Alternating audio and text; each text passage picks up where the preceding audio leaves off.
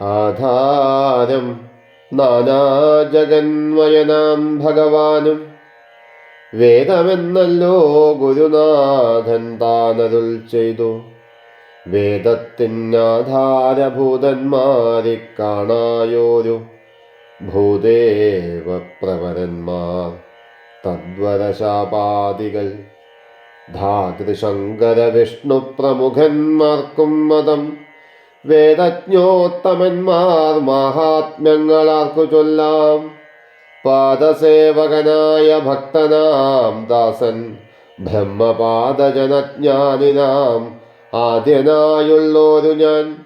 വേദസംഹിതമായി മുമ്പുള്ള ശ്രീരാമായണം ബോധഹീനന്മാർക്കറിയാം വണ്ണം ചൊല്ലിയിടുന്നേൻ. രാമനാമത്തെ സദാകാലവും ജപിച്ചിടും. കാമനാശനനുമാ വല്ലഭൻ മഹേശ്വരൻ ശ്രീമഹാദേവൻ പരമേശ്വരൻ സർവേശ്വരൻ മാമകേ മനസ്സി വാണിടുവാൻ വന്ദിക്കുന്നേൻ. രാമായണം ജീവാമൃതം. കർക്കടകം 10. രാമായണത്തിലെ മാതൃകയാകട്ടെ ഇന്നത്തെ ചിന്താവിഷയം. രാമായണത്തിലെ ഓരോ കഥാപാത്രങ്ങളും നമുക്ക് മാതൃകയാണ്.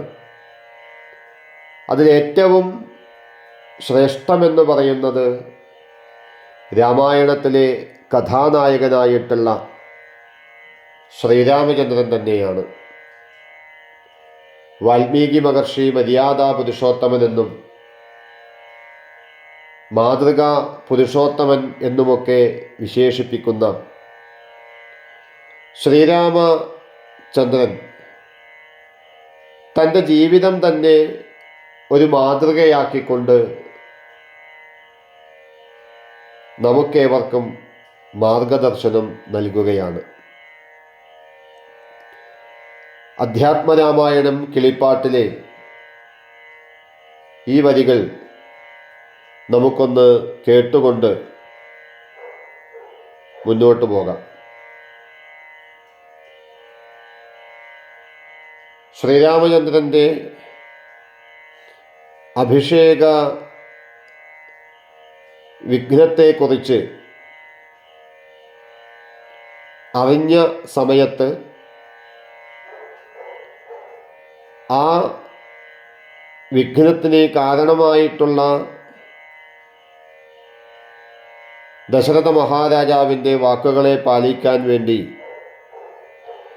രാമൻ കാട്ടിലേക്ക് പോകാൻ തയ്യാറാവുന്നു. അങ്ങനെ ഒരു മകൻ്റെ കടമ എന്താണ് എന്ന് ഈ വരികളിലൂടെ ശ്രീരാമചന്ദ്രൻ നമുക്ക് ബോധ്യപ്പെടുത്തി തരികയാണ്. ഇത്രയെല്ലാം പറയണമോ മാതാവേ, താതാർത്ഥമായിട്ടു ജീവനെ തന്നെയും മാതാവു തന്നെയും സീതയെ തന്നെയും ഞാൻ ഉപേക്ഷിപ്പനതിനില്ല സംശയം. മനസ്സേ ഖേദമതിനില്ലെനിക്കേതും രാജ്യമെന്നാകിലും താതൻ നിയോഗിക്കിൽ ത്യാജ്യമെന്നാലെന്നറിക നീ മാതാവേ. ലക്ഷ്മണൻ തന്നെ ത്യജിക്കുന്നു ചൊല്ലിലും തൽക്ഷണം ഞാൻ ഉപേക്ഷിപ്പനറിക നീ. പാവകൻ തങ്ങൾ പതിക്കേണമെങ്കിലുമേവം വിഷം കുടിക്കേണമെന്നാകിലും താതൻ നിയോഗിക്കിലേതുമേ സംശയം. ചേതസി ചെറ്റിൽ എനിക്കെന്നറിക നീ. താതകാര്യമനാജ്ഞപ്തമെന്നാകിലും മോദേന ചെയ്യുന്ന നന്ദനനുത്തമൻ. പിത്രാനിയുക്തനായിട്ടു ചെയ്യുന്നവൻ മധ്യമനായുള്ള പുത്രനറിഞ്ഞാലും ഉക്തമെന്നാകിലും ഇക്കാര്യമെന്നാലേ കർത്തവ്യമല്ലെന്നു വെച്ചടങ്ങുന്നവൻ.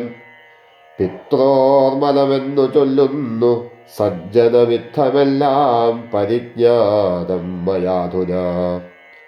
ആകയാൽ താതനിയോഗമനുഷ്ഠിപ്പാനാകുലമേതുമെനിക്കില്ല നിർണയം.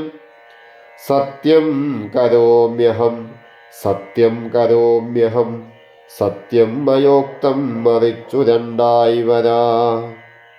ഇവിടെ മക്കൾ എങ്ങനെ ഇരിക്കണമെന്നും അച്ഛനമ്മമാരോടും മാതൃപിതൃ സ്ഥാനീയരായ മറ്റുള്ളവരോടും എങ്ങനെ പെരുമാറണമെന്നും തന്നെ തന്നെ ഉദാഹരണമാക്കി ശ്രീരാമൻ വിശദമാക്കുന്നു.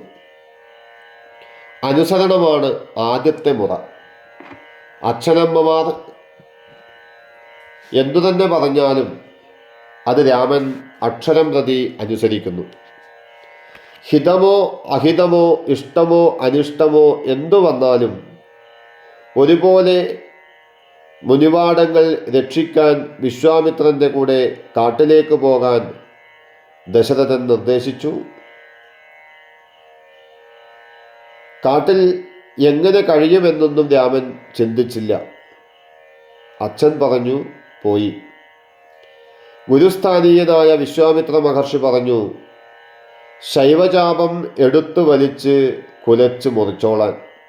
ചെയ്തു. ഇത് ചെയ്യുന്നയാൾ സീതയെ കല്യാണം കഴിക്കണം. കഴിച്ചു. അയോധ്യയിൽ തിരിച്ചെത്തിയപ്പോൾ അച്ഛൻ അനൗപചാരികമായി ഭരണ ചുമതല ഏൽപ്പിച്ചു. ഏറ്റെടുത്തു. കാര്യക്ഷമമായി നടത്തി. ഇങ്ങനെയിരിക്കെ പെട്ടെന്നാണ് അച്ഛൻ കിരീടധാരണ ചടങ്ങ് നിശ്ചയിച്ചത്. പക്ഷേ പിറ്റേന്ന് രാവിലെ കണ്ടത് പാതി ജീവനായി കൈകേയി ഗൃഹത്തിൽ വെറും നിലത്ത് കിടക്കുന്ന ദുഃഖിതനായ അച്ഛനെയാണ്. രാജ്യാഭിഷേകം മുടങ്ങിയെന്നറിഞ്ഞപ്പോൾ ഒരു ഭാവഭേദവും കൂടാതെ രാമൻ കൈകേയിയോട് പറഞ്ഞു, ഇതിനാണോ വിഷമം? അച്ഛൻ്റെ വാക്കുപാലിക്കാൻ എന്തു ചെയ്യാനും ഞാൻ തയ്യാറാണല്ലോ. അമ്മേ, മാത്രവുമല്ല അമ്മയ്ക്ക് എന്നോട് പ്രത്യേകം സ്നേഹമുണ്ട് എന്ന് തീർച്ചയായിരിക്കുന്നു. കാട്ടിൽ കഴിയുന്നത് നാടു ഭരിക്കുന്നതിനേക്കാൾ സുഖകരമാണ്. നാടുവാഴാൻ എൻ്റെ പ്രിയപ്പെട്ട അനുജൻ എല്ലാം കൊണ്ടും പ്രാപ്തനാണ്. തുടർന്ന് 3 തരത്തിലുള്ള പുത്രരെക്കുറിച്ച് തനിക്കറിയാമെന്ന് രാമൻ പറയുന്നു. അച്ഛൻ്റെ ഇംഗിതമറിയാതെ അറിഞ്ഞു നിറവേറ്റുന്നവൻ ഉത്തമപുത്രൻ, പറഞ്ഞ് അറിയുമ്പോഴെങ്കിലും നിറവേറ്റുന്നവൻ മധ്യമൻ, അച്ഛൻ പറഞ്ഞാലും ചെയ്യാത്തവൻ അധമൻ. ഇതിനിടയിൽ പ്രിയപ്പെട്ട ജ്യേഷ്ഠൻ അപമാനിതനായി എന്ന് കരുതുന്ന ലക്ഷ്മണൻ അത്യന്തം ക്ഷുഭിതനാവുന്നു. സ്ത്രീജിതനും ഭ്രാന്തനുമായ അച്ഛനെ അനുസരിക്കേണ്ടതില്ലെന്നും എതിർക്കുന്നവരെയെല്ലാം പിടിച്ച് വധിച്ച് രാമൻ്റെ അഭിഷേകം താൻ നടത്തുമെന്നും പ്രഖ്യാപിക്കുന്നു. ലോകം ദഹിപ്പിക്കാൻ പോന്ന ലക്ഷ്മണന്റെ ഈ ദേഷ്യം ശമിപ്പിക്കാൻ ശ്രീരാമൻ നൽകുന്ന ഉപദേശം സുപ്രസിദ്ധമാണ്. അറിവുള്ളവർ ഒരിക്കലും കോപിക്കരുത് എന്നാണ് അതിൻ്റെ രത്നച്ചുരുക്കം. മനുഷ്യരുടെ എല്ലാ ദുരിതങ്ങൾക്കും കാരണം കോപമാണ്. സുഖഭോഗങ്ങളുടെയും സ്ഥാനമാനങ്ങളുടെയും ക്ഷണികത തിരിച്ചറിയണം. വികാരങ്ങളെ നിയന്ത്രിക്കാൻ കഴിയാഞ്ഞാൽ മനഃശാന്തി ഒരിക്കലും കൈവരില്ല. ശ്രീരാമനും ലക്ഷ്മണനും സീതയും കാട്ടിലേക്ക് പോയതിനു ശേഷമാണ് വളരെ മുമ്പ് അവരുടെ അമ്മാവൻ്റെ കൊട്ടാരത്തിലേക്ക് പോയിരുന്ന ഭരത ശത്രുഘ്നന്മാർ തിരിച്ചു വരുന്നത്. സംഭവങ്ങൾ അറിയുന്ന ഭരതൻ്റെ പ്രതികരണം ശ്രദ്ധേയം. അമ്മ ചെയ്യുന്നതായാലും തെറ്റ് തന്നെ. തിരുത്തേണ്ടത് മക്കളുടെ ചുമതലയാണ്. താൻ സിംഹാസനത്തിൽ ഇരിക്കണമെന്ന് അച്ഛനൊരിക്കലും ആഗ്രഹിച്ചില്ല എന്ന് ഉത്തമപുത്രനായ ഭരതന് അറിയാം. അതിനെ കൈകേയിയെയും കൂട്ടി രാമനെ തിരികെ വിളിക്കാൻ ഭരതൻ കാട്ടിലേക്ക് പോകുന്നു. അവിടെ വെച്ചാണ് നാടു ഭരിക്കാൻ രാമനേക്കാൾ കഴിവും അവകാശവും മറ്റേയാൾക്കാണെന്ന് ഇരുവരും കിടന്നു വാദിച്ചതും അതിൽ വിജയിക്കാനാവാതെ ഭരതൻ രാമൻ്റെ പാതകവും ഏറ്റുവാങ്ങി തിരികെ പോരാൻ നിശ്ചയിക്കുന്നത്. മക്കൾ എന്നാൽ എങ്ങനെ ഇരിക്കണം, സഹോദരങ്ങൾ തമ്മിൽ എങ്ങനെ പെരുമാറണം, മനുഷ്യ ജീവിതത്തിൻ്റെ ആകെ തുകയെക്കുറിച്ചുള്ള ധാരണ എന്താവണം, ചുമതലകളെയും ആഗ്രഹങ്ങളെയും തമ്മിൽ എങ്ങനെ പൊരുത്തപ്പെടണം എന്നെല്ലാം ഈ കഥാഗതിയിലൂടെ നമുക്ക് തെളിഞ്ഞു കിട്ടുന്നു. ഇതിനെ മാതൃകയാക്കാവുന്നതാണ്. ഇതൊന്നും പഠിപ്പിക്കാൻ അക്കാലത്ത് നാട്ടിൽ പറയത്തക്ക സംവിധാനമൊന്നും ഇല്ലായിരുന്നു. എന്നിട്ടും രാമലക്ഷ്മണന്മാർക്കും രാമായണത്തിലെ മറ്റുള്ള കഥാപാത്രങ്ങൾക്കുമൊക്കെ ഒരു പരിധിവരെ ഈയൊരു അറിവ് ലഭിച്ചത് അവരുടെ കുടുംബത്തിൽ നിന്നും ഗുരുനാഥന്മാരിൽ നിന്നുമാണ്. ഇന്നും ഇതൊന്നും പഠിപ്പിക്കാൻ നമ്മുടെ നാട്ടിലും സംവിധാനമില്ല.